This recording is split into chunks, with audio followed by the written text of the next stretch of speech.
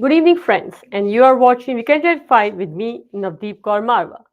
In today's show, I take you through the top headlines in today's edition.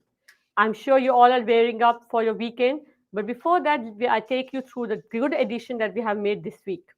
I looked at the edition today. We have some very exciting stories in our edition, which is out today on our website as well as on the store near you. To take you through the stories, the biggest one that we have for our migrant community is about the partnership visas.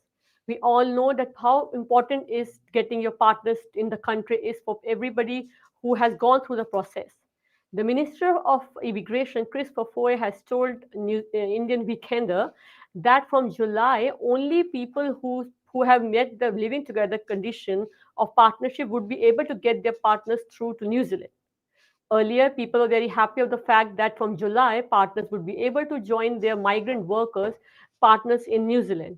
But this news has brought a lot of stress to people who are now again thinking how they would meet the living together condition, because we know that in cultural marriages like Indian, the living together concept before marriage is not there.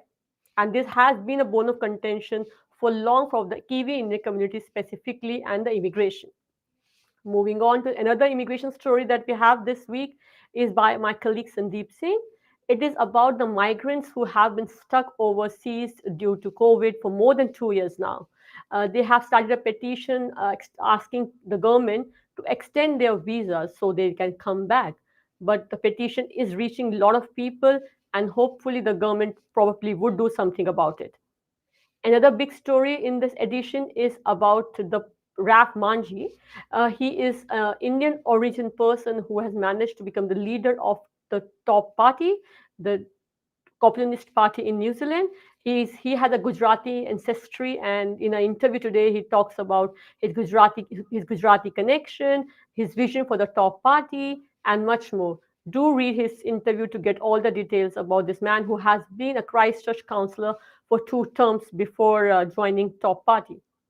In another news, we all know that COVID has reached 12,000 cases today, and there have been unfortunately 5 deaths to report in New Zealand. We have a story in addition which talks about what is expected in the phase 3 of Omicron response of this government, who are the close contacts, and what do you do if you have COVID, if you're one of casual contact, or if you're one of the close contacts. Do read the story to know all about the different what all you need to do if you are in this Omicron era that we are living in. Moving on, there's another exciting story in an edition, which is about an Uber driver who has started a petition asking this government to consider rideshare and specifically Uber as public transport. She believes that there's a lot of problem that Uber drivers face when they have to ride somebody from bus stop and they're fined for $150 just because they cannot park there as they're not public transport. In a story, we have response from Michael Wood, the Minister of Transport. We have spoken to a lot of Uber drivers who are supporting the cause. And do read the story to know more of the details. And the link of the petition is also in the story. So if you think you want to add to the petition and have your say in the petition, do visit the petition and do the needful.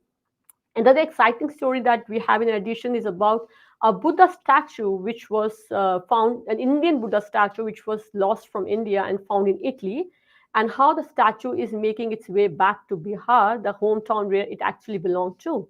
So it's an interesting story to know the transition of the statue and how it has journeyed from India to Italy and back to India.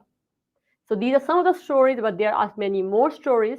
So if you want to know all the stories, do go to the nearest store, catch our physical edition, or go to our website www.indianweekender.co.nz to catch the e-edition of our paper. Do keep watching indianweekender.co.nz for all the latest news, and don't forget to follow us on Facebook, Instagram, or Twitter.